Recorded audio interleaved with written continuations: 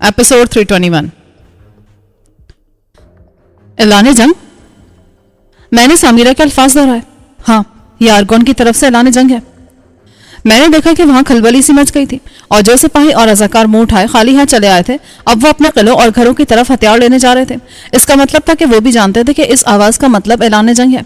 औरतें, बच्चे और बूढ़े पहले से घरों में थे। उनकी बैरूने घर सरगर्मियां आमतौर से दिन चढ़े शुरू होती थीं, इसलिए किलों और घरों से बाहर सिर्फ सिपाही थे और सरकारी हुक्काम थे। बहुत से लोग देखने भी आए थे।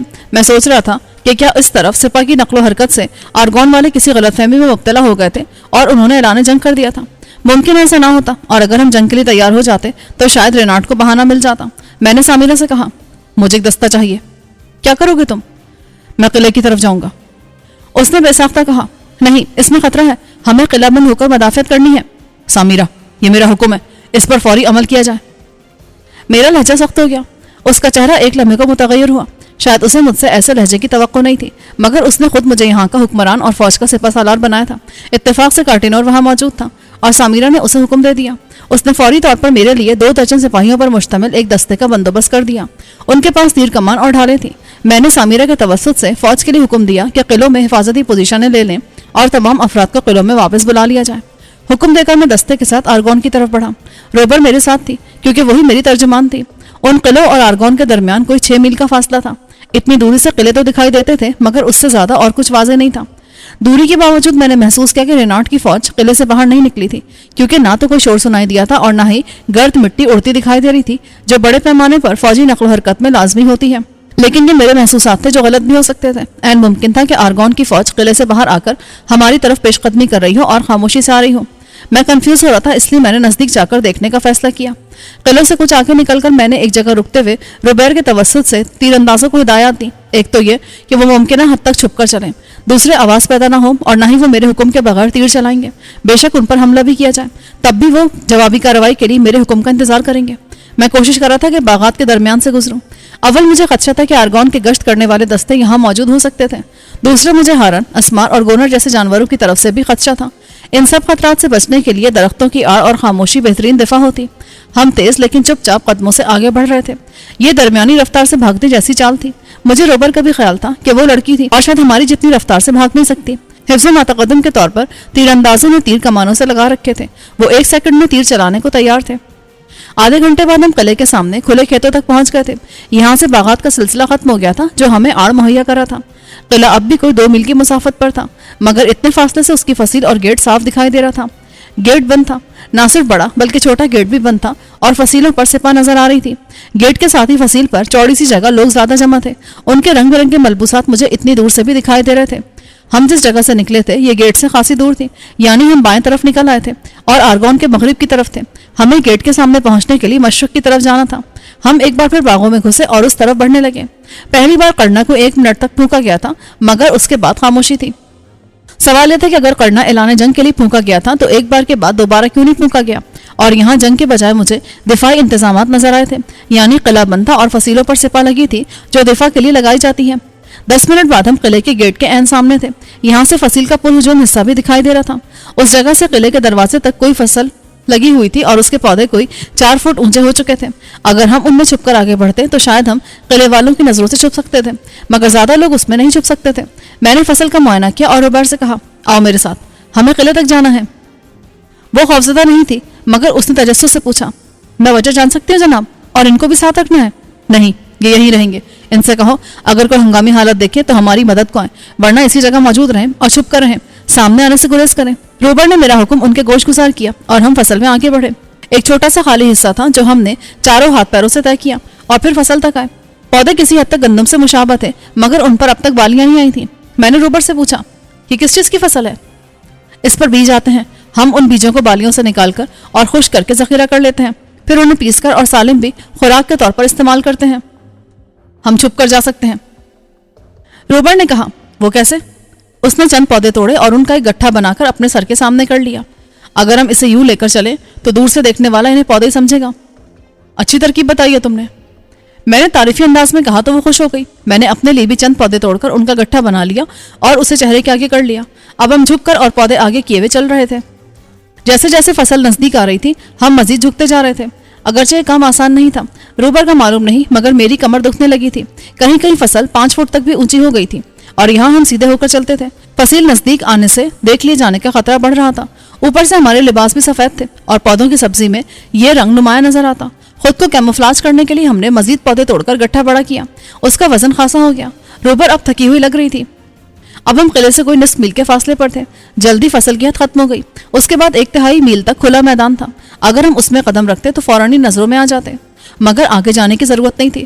فصیل پر ہونے والی سرگرمیاں یہاں سے بھی صاف دکھائی دے رہی تھیں۔ میں نے دیکھا کہ گیٹ کے پاس چوڑے حصے پر مسلح سپاہ کے بجائے سرکاری حکام اور معبد کے پجاریوں کے لباس سے ملبوس افراد زیادہ دکھائی دے رہے تھے، کیونکہ اکثر افراد نے سنہری اور سرخی مائل لباس پہن رکھے تھے۔ ایک کے بارے میں مجھے شبہ ہوا کہ وہ فرعون تھا، کیونکہ وہ پستہ قد اور گول بھاری چہرے والا فرد تھا۔ وہ پجاریوں کے مجمع میں تھا۔ پھر اس مجمع میں ہلچل ہوئی اور رینارڈ کی آمد ہوئی۔ میں نے اسے اس کے مخصوص سرخ اور سنہری لباس سے پہچانا، ورنہ اتنے فاصلے سے چہرے کے نقوش واضح نہیں تھے۔ اب تک یہ واضح نہیں تھا کہ بیک وقت مہا پجاری اور رینارڈ یہاں کیوں جمع ہوئے تھے، کیا وہ جنگ کا آغاز کرنے جا رہے تھے؟ مگر کیرٹ نے مجھے جو بتایا تھا اس کے مطابق فرعون کو سوائے عیاشی کے اور کسی چیز سے دلچسپی نہ تھی، تب وہ یہاں رینارڈ کے ساتھ کیوں آیا تھا؟ میری توجہ فصیل پر تھی، تب میں نے دیکھا کہ ایک لمبی سی لکڑی کی بلی لا کر اسے فصیل پر نصب کیا جانے لگا۔ اس کے سر پر جو فصیل سے باہر نکلا ہوا تھا ایک پھندے والی رسی جھول رہی تھی۔ روبر نے اضطرابی انداز میں کہا، یہ کسی کو پھانسی دینے جا رہے ہیں؟ میں حیران ہوا، صرف پھانسی دینے کے لیے انہوں نے اعلان جنگ کا کرنا پھونکا تھا؟ یہ حیران کن بات ہے، کیونکہ آج تک ایسا نہیں ہوا۔ کیا یہ کرنا اعلان جنگ کے علاوہ کسی اور موقع پر بھی پھونکا جاتا ہے کیا؟ اس نے سر ہلایا، کسی بہت ہی اہم موقع پر، جب معاملہ ایسا ہو جس کے بارے میں وادی کے سارے لوگوں کو بتانا ہو۔ عام طور سے سورج نکلنے تک آرگون کے لوگ کام کرنے کے لیے باہر نکل آتے ہیں، مگر اس وقت کوئی باہر نہیں آیا، بلکہ چھوٹا گیٹ بھی بند ہے۔ وہ لوگ اس وقت اندر میدان میں جمع ہوں گے، شاید کسی اہم اور بڑے فرد کو سزائے موت دی جا رہی ہے، اس لیے جمع ہوں گے۔ روبر کی یہ بات سن کر میرے اندر سرسراہٹ سی ہوئی، مگر میں نے اس وقت توجہ نہیں دی تھی۔ میری توجہ فصیل پر ہونے والی سرگرمیوں پر تھی۔ رینارڈ کی آمد ہو چکی تھی، اس کے علاوہ مکمل سکوت تھا۔ وہ ایک جگہ بیٹھ گیا تھا جہاں سے وہ واضح دکھائی دے رہا تھا۔ مہا پجاری دوسری طرف پجاریوں کے جھرمٹ میں براجمان تھا۔ میں نے اس کے آس پاس کیرٹ کو دیکھنے کی کوشش کی، مگر وہ تھا تب بھی نظر نہیں آیا۔ رینارڈ کی آمد کے چند لمحے بعد فصیل پر ایک بڑا سا بیگل نما آلہ نمودار ہوا۔ یہ اتنا بڑا تھا کہ اسے پہیوں والی گاڑی پر رکھا ہوا تھا اور اسے فصیل کے کنارے تک لایا گیا۔ بیگل کا منہ باہر کی طرف تھا۔ میں نے پوچھا، یہ اعلان کرنے والا کرنا ہے؟ ہاں یہی ہے، اسے دوبارہ بجایا۔ ابھی روبیر کا جملہ مکمل بھی نہ ہوا تھا کہ فضا میں اس آلے کی مہیب آواز گونجی۔ کسی انسان میں اتنی طاقت نہیں تھی کہ پھونک مار کر اس سے آواز برآمد کرتا۔ اس کام کے لیے اس کے ساتھ ہی ہوا میں پھینکنے والا آلہ بھی تھا۔ ایک آدمی اس کی چرخی گھما رہا تھا اور کرنے سے آواز برآمد ہو رہی تھی۔ میں نے روبیر سے پوچھا، اسے پھر کیوں بجایا جا رہا ہے؟ اس کے چہرے پر تشویش تھی۔ میں نہیں جانتی، لیکن یہ شاید ہم لوگوں کے لیے کوئی اشارہ ہے۔ ہمارے لیے؟ ہاں، کیونکہ ارگون کے سب لوگ قلعے میں جمع ہو گئے ہوں گے، تو اب یہ ہمارے لیے اشارہ ہے۔ کیا ہمارے لیے اس پر عمل کرنا لازمی ہے؟ شاید ہمیں واپس جانا ہوگا، میں نے سوچا اور فوری فیصلہ کیا۔ میرا خیال تھا کہیں سامیرہ کو میری طرف سے حکم کی ضرورت نہ ہو اور وہ اس کے بغیر قدم نہ اٹھائے، اس لیے میرا جانا ضروری تھا، کیونکہ شاید وقت نہیں تھا اور اب جاتے ہوئے احتیاط بھی ممکن نہیں تھی۔ اس لیے اب میں اور روبیر واپسی کے لیے دوڑنے لگے۔ عقب میں کچھ شور ہوا تھا، شاید ہمیں دیکھ لیا گیا تھا، مگر غنیمت رہا کہ ہم پر تیر نہیں برسائے گئے، ورنہ ہم بہت زیادہ دور بھی نہیں تھے، کم سے کم مشینی تیروں کے تو زد میں تھے۔ 1.5 میل کا فاصلہ ہم نے 10 منٹ میں طے کیا اور باغات تک پہنچ گئے۔ وہاں سے تیر انداز دستہ بھی ہمارے ساتھ ہو لیا اور 4 میل کا فاصلہ طے کر کے ہم آدھے گھنٹے بعد واپس سامیرہ والے قلعے کے سامنے تھے۔ جب میں یا تو قلعہ بند ہو رہا تھا، مگر اس وقت نہ صرف سامیرہ بلکہ بہت سے دوسرے لوگ بھی قلعے سے نکل آئے تھے۔ میں نے جاتے سامیرہ سے پوچھا، آپ لوگ باہر کیوں آئے ہو؟ آرگون کی طرف سے بلاوا ہے، میں نے سر ہلایا۔ وہاں کسی کو سزائے موت دینے کی تیاری ہو رہی ہے اور کرنا دوسری بار پھونکا گیا ہے۔ روبیر کا کہنا ہے کہ اس کا کوئی خاص مطلب ہو سکتا ہے، آپ کیا کہتی ہیں؟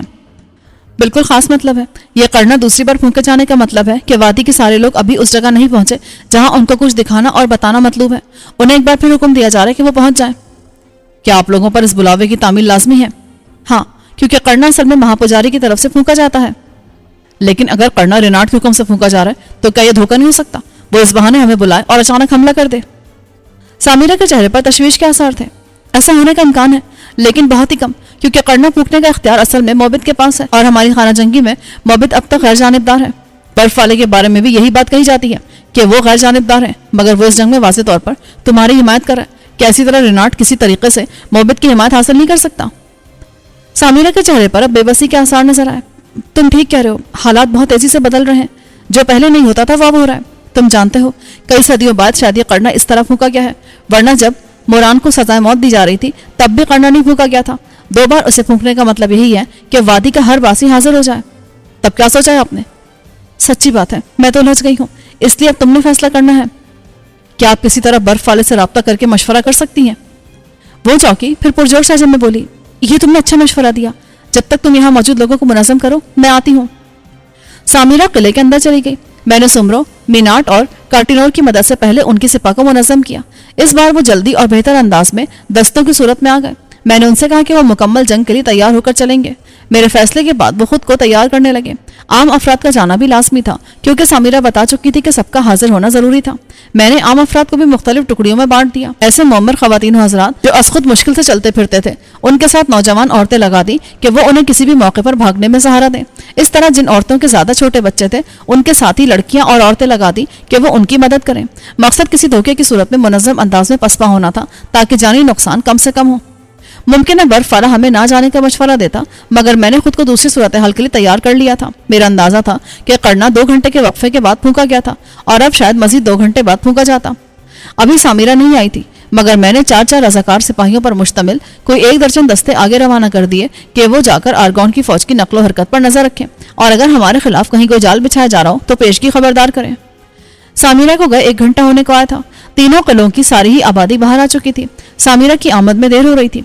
मैंने तीनों फौजों को हुक्म दिया कि वो बतदरीज नीम दायरे में फैलकर आगे बढ़ें। हुक्म मिलने पर आम अफराद फौज के पीछे जाएंगे। दूसरी सूरत में वो भी वापस आकर किलों की हिफाजत के फराइज संभाल लें। इसी अवस्था में सामिरा बाहर आ गई। मुझे उसका चेहरा सता हुआ लगा। राब्ता हुआ? उसने सर हिलाया।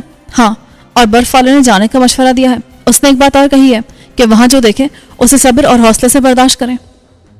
मैं गहरी सांस लेकर रह गया। शायद ऐसा ही करना पड़ेगा। आओ अब चलें, वरना वो फिर करना फूकेंगे। जब तक सब जमा नहीं हो जाएंगे, वक्फे वक्फे से करना फूका जाता रहेगा। सामिरा ने तस्दीक की। बस तो फिर चलना चाहिए। मैंने कदम आगे बढ़ाते हुए कहा। सामिरा मेरे साथ थी। हम रवाना हुए तो किले के आम लोग भी हमारे साथ चल पड़े थे। मैंने रुबैर की मदद से पहले उन्हें समझा दिया था कि वो हुजूम की सूरत में सफर ना करें, बल्कि टुकड़ियों की सूरत में फैलकर चलें, और हर टुकड़ी के साथ हिफाजत के लिए कुछ सिपाही भी हों। आर्गोन की तरफ से ना सही, लेकिन रास्ते में जानवरों का खतरा भी था। मैंने सामिरा से पूछा, इस वादी में इतने खतरनाक जानवर हैं, तो तुम लोगों ने उन्हें खत्म क्यों नहीं किया? क्योंकि बर्फ वाले उससे मना करते हैं। कई बार ऐसा हुआ कि उन जानवरों को खत्म करने की बात की गई। हुक्मरान पुजारी उसके लिए राजी भी हो गए थे, मगर बर्फ वाले का हुक्म आ गया और कोई उससे इनहराफ नहीं कर सका। मगर अब बर्फ वाले की बात नहीं मानी जा रही, उसके खिलाफ साजिशें हो रही हैं। मैंने कहा ना, हालात बहुत तेजी से बदल रहे हैं। सामिरा ने एक लाठी थाम रखी थी। वो उसे जमीन पर रखती हुई चल रही थी। अगरचे वो पूरी तरह सेहतमंद थी और उसे सहारे की जरूरत नहीं थी, मगर यह शायद उसका असहाय हुक्मरानी था। लोग बहुत थे और उनमें बहुत से ज़ईफ बच्चे और हामला खवातीन भी थी, इसलिए काफिले की रफ्तार सुस्त थी। जो फासला हमने जाते हुए 1.25 घंटे और आते हुए आधे घंटे से कुछ ऊपर वक्त में तय किया था, वही फासला इस बार तय करने में कोई 1.25 घंटा लग गया। तब हम किले के सामने पहुंचे। सामिरा की सिपा पहले पहुंच गई थी और किले से कुछ दूर पोजीशन लिए हुए थी। शायद पहली बार दोनों फौजें आमने सामने आई थी। सामिरा के पहुंचते ऊपर कुछ हलचल सी मची। फिर एक फर्द आगे आया। उसने भोपू नुमा चीज उठा रखी थी। उसने उसे अपने मुंह से लगाकर चिल्लाकर कहा, शाह आजम और महापुजारी सामिरा और उसके साथियों को किले की फसील के पास आने की दावत देते हैं, ताकि वो ठीक से देख सके इस मंजर को जिसके लिए इन्हें यहाँ बुलाया गया है। ऐसे भोंपू और गरजदार आवाज वाले सामिरा के पास भी मौजूद थे। उसने इशारा किया तो एक आदमी आगे आया और उसने भोंपू मुंह से लगाकर सामिरा का जवाब ऊपर तक पहुंचाया। इस बात की क्या जमानत है कि तुम लोगों की तरफ से कोई हमला या कार्रवाई नहीं होगी? दूसरी तरफ से चंद लम्हे के बाद जवाब दिया गया, महापुजारी और शाह आजम जमानत देते हैं। ये जमानत सब सुन रहे हैं। हमें जाना होगा। सामिरा बोली, मुझे इन लोगों पर एतमाद नहीं है। हमें मुंह उठाकर हरगिज नहीं जाना चाहिए। मैंने साफगोई से कहा, तब हमें पूरे हिफाजती इंतजामात के साथ जाना चाहिए, ताकि अगर फसील से हमला भी हो तो हम अपना दिफा कर सकें। मैंने कार्टिनोर को इशारा किया तो वो आगे आया। कार्टिनोर, हम ऊपर से आने वाले तीरों और नेज़ों से कैसे महफूज रह सकते हैं? मेरे पास सिपाही हैं जिनके पास बड़ी और भारी ढालें हैं। वो मशीनी तीर भी रोक सकती हैं। बुला लो उन सिपाहियों को और अपने बेहतरीन तीरंदाजों को तैयार कर लो। अगर आर्गोन की तरफ से हमला हुआ तो फसील पर मौजूद रेनाट और उसके आदमियों को निशाना बनाने की कोशिश करना। कार्टिनोर हिचकिचाया। वहां महापुजारी और दूसरे पुजारी भी मौजूद हैं। मैं उसकी हिचकिचाहट समझ रहा था। अपने आदमियों से कहना कि उन्हें बचाते हुए हमला करें। उसके साथ ही वो गेट के आसपास मौजूद पहरेदारों को निशाना बनाए। काटिनोर ने सर हिलाया और अपने आदमियों को ले आया। ये 2 दर्जन अफराद थे जिन्होंने बड़ी ढालें उठा रखी थी। अगरचे ये लकड़ी की बनी हुई थी, लेकिन उन पर पत्थर के टुकड़े भी नस्ब किए गए थे जिनसे उनकी मजबूती में इजाफा हुआ था। उन्होंने मेरे, सामिरा और दूसरे लोगों के गिर्द हिसार बना लिया था। हम उस हिसार में आगे बढ़े। कुछ ही देर में हम फसील से कोई 100 गज दूर थे। यहाँ अब फसील का मंजर साफ दिखाई दे रहा था। उससे ज्यादा आगे जाने की सूरत में फसील की बुलंदी की वजह से उसके ऊपर का मंजर इतना वाज़ेह नजर नहीं आता। सामिरा ने खुद ऊंची आवाज में पूछा, रेनाट, तुमने मुझे और मेरे सब लोगों को क्यों बुलवाया है? और करना फूंकना सिर्फ मोहब्बत वालों का हक है।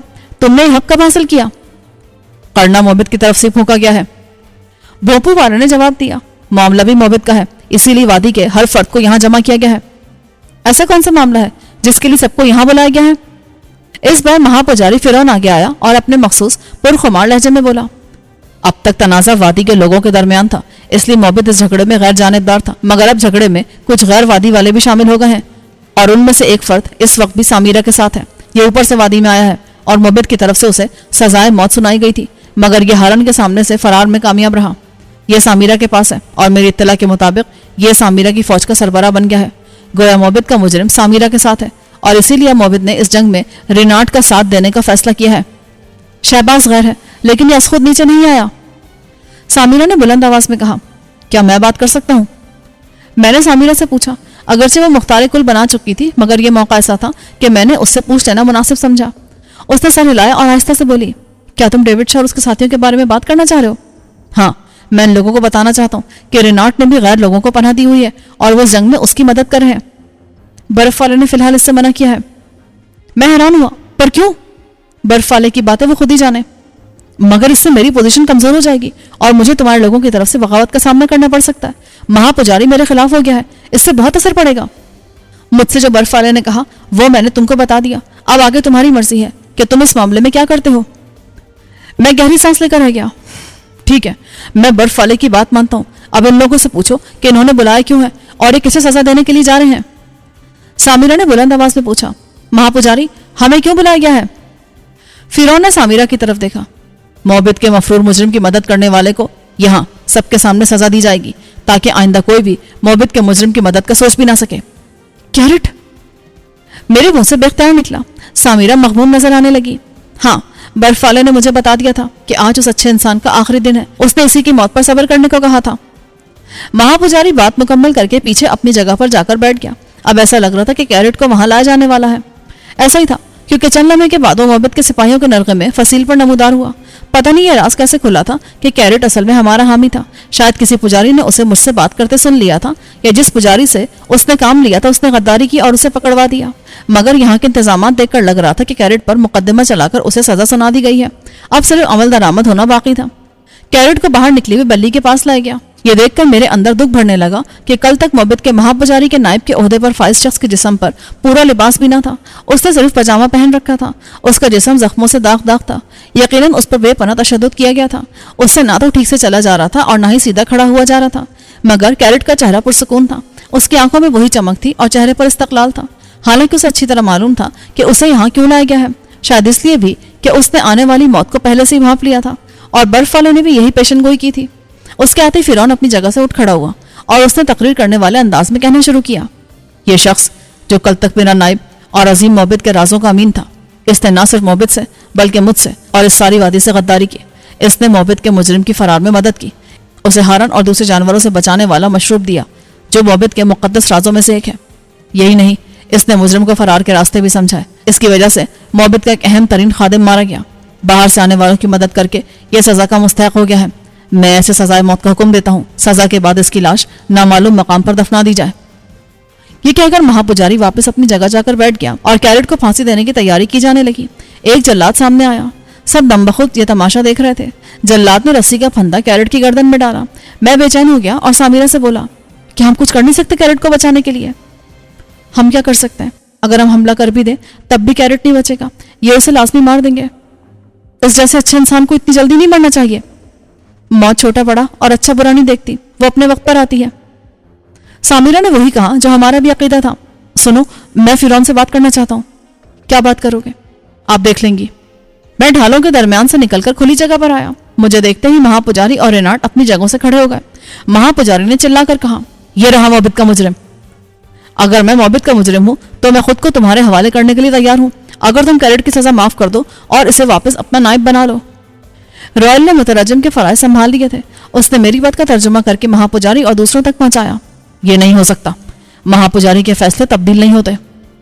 وہ سخت لہجے میں بولا، میں نے دیکھا کہ میری پیشکش نے رینارڈ کو مسترب کر دیا تھا۔ اس نے اپنے برابر میں بیٹھے وزیر اعظم سربان سے کچھ کہا۔ وہ اٹھ کر مہا پجاری کی طرف بڑھا۔ میں نے کہا، رینارڈ، تم جانتے ہو جو الزام اس پر لگا رہے ہو اس کے مرتکب کچھ اور لوگ بھی ہیں، اور کیرٹ کو جس جرم کی سزا دی جا رہی ہے وہ یہاں کے کچھ اعلیٰ ترین لوگ کر چکے ہیں، تو کیا اکیلے کیرٹ کو سزا دینا قرینہ انصاف ہوگا؟ اس کا جواب رائل نے دیا، تم ایک مجرم ہو اور تمہیں کوئی حق نہیں ہے کہ شاہ اعظم سے سوال کرو یا ان سے مخاطب ہو۔ کیرٹ جب تک خاموش کھڑا تھا مجھ سے بولا، شہباز، ان لوگوں سے بات کرنا بیکار ہے، تم اپنی ساری توجہ اس کام پر لگاؤ جس کے لیے تم یہاں آئے ہو، اور وادی کو ان ظالموں سے نجات دلا دو۔ اس کی زبان بند کر دی جائے۔ رینارڈ نے غضبناک لہجے میں حکم دیا، مگر جلاد ساکت کھڑا رہا۔ میں نے طنزیہ لہجے میں کہا، شاہ اعظم بھول رہے ہیں، موبت کے مجرم کو وہ نہ سزا دے سکتے ہیں اور نہ اس پر عمل کروا سکتے ہیں۔ رینارڈ کسیا گیا۔ فرعون کے چہرے پر فاتحانہ تاثر آیا۔ اس نے بڑے غرور سے جلاد کو حکم دیا، اسے لٹکا دیا جائے۔ میں چند قدم آگے گیا کیونکہ جلاد نے اچانک ہی کیرٹ کو دھکا دے دیا۔ وہ فصیل کے بالکل کنارے کھڑا تھا۔ اس کا جسم خلا میں گیا اور اگلے ہی لمحے گردن کے بل پھندے کے سہارے جھولنے لگا۔ پھندا سخت ہو گیا تھا اور یقیناً اس کی سانس رک گئی تھی۔ جھولنے کے ساتھ اس کا جسم کچھ دیر کے لیے کانپتا رہا، پھر ساکت ہو گیا۔ میں نے شدت کرب سے آنکھیں بند کر لی۔ کچھ لوگ بہت مختصر وقت کے لیے آپ کی زندگی میں آتے ہیں اور وہ آپ کی زندگی کا ایک اہم حصہ بن جاتے ہیں۔ کیرٹ بھی کیسا انسان تھا۔ میں نے اس کا نام سنا، اسے دیکھا، اس سے کچھ دیر کو ملا، اور اب میرے سامنے اس کی لاش جھول رہی تھی۔ میں نے آنکھیں کھول کر اسے دیکھا اور دل ہی دل میں کہا، میرے اللہ، اگر میرے نصیب میں کامیابی ہے تو مجھے ان لوگوں پر قابو دینا جو کیرٹ کی موت کے ذمہ دار ہیں۔ میں خود ان سے اس کی موت کا حساب لوں گا۔ پھر میں نے بلند آواز سے کہا، مہا پجاری، کیرٹ کی لاش ہمارے حوالے کی جائے۔ اس کے بارے میں فیصلہ ہو گیا ہے کہ اسے نامعلوم قبرستان میں دفنا دیا جائے گا۔ شہباز، واپس آ جاؤ، سامرہ نے مضطرب لہجے میں کہا۔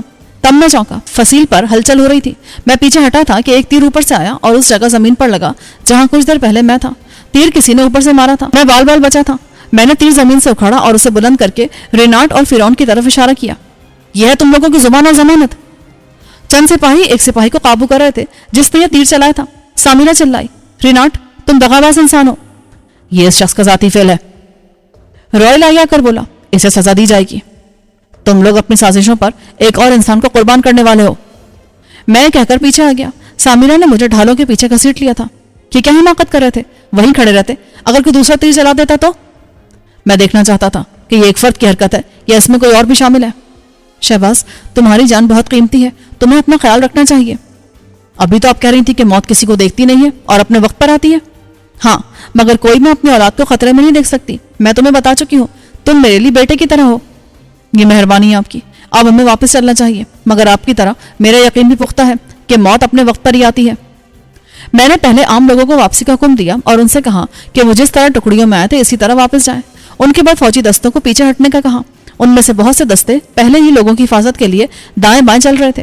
منظم انداز میں پسپا ہوتے ہوئے ہم 1.25 گھنٹے میں واپس قلعے تک پہنچ گئے۔ کیرٹ کی موت نے دل بوجھل کر دیا تھا، مگر ساتھ ہی مجھے اطمینان ہوا تھا کہ فی الحال رینارڈ کا فوج کشی کا ارادہ نہیں تھا، اور شاید میرے پاس مہلت تھی کہ میں قلعے کی پیشہ ور سپاہ اور رضاکاروں کو منظم اور جنگ کے لیے تیار کر سکوں۔ بچے، عورتیں اور بوڑھے اس بلا وجہ کے سفر سے تھک گئے تھے۔ واپس آنے پر انہوں نے اطمینان کا سانس لیا۔ سپاہی اور رضاکار بھی خوش تھے کہ آج کا دن وہ جنگ سے بچ کر آ گئے۔ اب آنے والے دن کی بعد میں دیکھی جائے گی۔ سامرہ نے کہا، تم رات سے مصروف ہو، کچھ دیر کے لیے آرام کر لو۔ نہیں، آج کے لیے میرے ذہن میں اور بھی بہت سے کام ہیں، آرام میں رات کو ہی کروں گا۔ یہ باقی دن میں نے بہت مصروف گزارا۔ سب سے پہلے اسلحہ خانے کا معائنہ کیا۔ ان کے پاس ہتھیار تسلی بخش مقدار میں تھے، مگر میں نے اسلحہ خانے کے انچارج کو مزید ہتھیاروں کی تیاری کا حکم دیا۔ پھر میں نے خوراک کے ذخیروں کا جائزہ لیا۔ یہ لوگ کئی طرح کے اجناس کھاتے تھے، مگر مرکزی خوراک وہی گندم نما بیج تھے۔ کچھ سبزیاں اور پھل ذخیرہ کیے جا سکتے تھے، لیکن تازہ سبزیاں اور پھل روز کے روز اتار کر لائے جاتے تھے۔ ان کی مقدار گھٹتی اور بڑھتی رہتی تھی۔ گوشت، مکھن، دودھ، دہی اور انڈوں کے لیے ان کے پاس جانور اور پرندے تھے، مگر ان کی تعداد اتنی زیادہ نہیں تھی کہ اس پوری آبادی کی خوراک کی ضروریات پوری کی جا سکیں۔ روشنی ختم ہونے سے پہلے میں نے قلعوں کے کمزور پہلوؤں کو جائزہ لیا۔ جہاں جہاں مجھے کمزوری نظر آئی میں اسے ٹھیک کرنے کا حکم بھی دیتا رہا۔ قلعوں کے آس پاس زمین پر مٹی، کچرا اور ملبہ جمع ہو گیا تھا، جس سے فصیلوں کی اونچائی کم ہوئی تھی۔ میں نے اسے بھی اٹھانے کا حکم دیا۔ میں جو بھی حکم دے رہا تھا اس کی فوری تعمیل کی جا رہی تھی. تمام شعبوں کے انچارج میرے ساتھ ساتھ تھے. جس شعبے سے متعلق فرد کی ضرورت ہوتی میں روبیر کی مدد سے اس سے بات کر لیتا. یوں رفتہ رفتہ میں یہاں کے لوگوں سے بھی واقف ہو رہا تھا. ان میں کچھ باصلاحیت نوجوان بھی تھے. میں نے ان میں سے نصف درجن نوجوان چن لیے اور انہیں اپنے لیے مخصوص کر لیا کہ جب میں کوئی کام کہوں یا کوئی حکم دوں تو ان کے توسط سے اس کی تعمیل ہو سکے. ایک طرح سے وہ میرے قاصد ہوتے. ان سب سے فارغ ہو کر میں نے سومرو، میناٹ اور کارٹینور سے ایک میٹنگ کی اور ان سے کہا کہ کل اپنے اپنے دستوں کے بہترین آدمی قلعے کے عقب میں صبح سویرے جمع کریں. میں ان کی کارکردگی دیکھوں گا. ہر آدمی کم سے کم 50 آدمی لائے. مجھے امید تھی کہ 1000 سپاہیوں کی فوج میں 150 اعلیٰ درجے کے سپاہی ضرور ہوں گے. ساتھ ہی میں نے واضح کر دیا کہ میرے حکم کی حرف بحرف تعمیل ہو، اس میں کوئی کوتاہی برداشت نہیں کی جائے گی. جب میں نے یہ بات کی تو سومرو کے چہرے پر کسی قدر تقدر نظر آیا، شاید اس لیے کہ اب تک وہ اپنے طور پر سپہ سالار تھا اور اب اسے میری ماتحتی میں کام کرنا پڑ رہا تھا. دوسرے میں یہاں کے مقامی فنون جنگ کے بارے میں زیادہ نہیں جانتا تھا.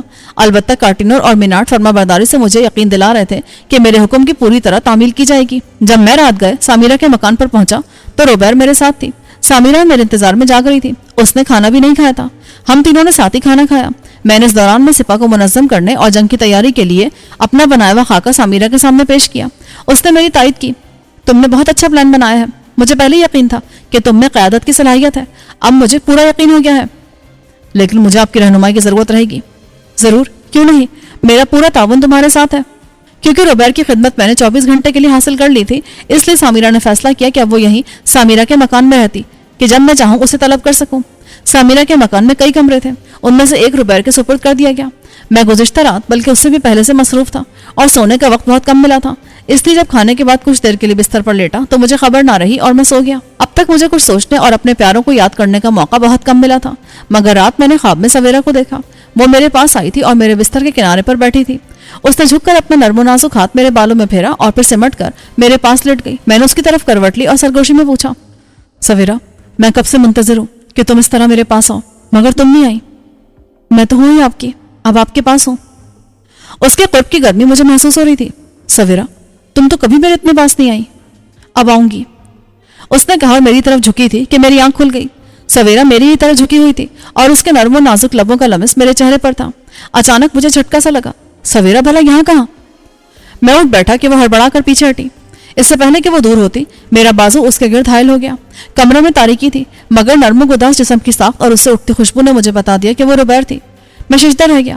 جو لڑکی سارا دن میرے ساتھ رہی اور اس نے ایک بار بھی مجھ پر اپنی نسوانیت نہیں جتائی اور نہ آزمائی تھی، وہ رات کی اس تاریکی میں یوں چوری چھپے کیوں چلی آئی تھی اور یہ سب کیوں کر رہی تھی؟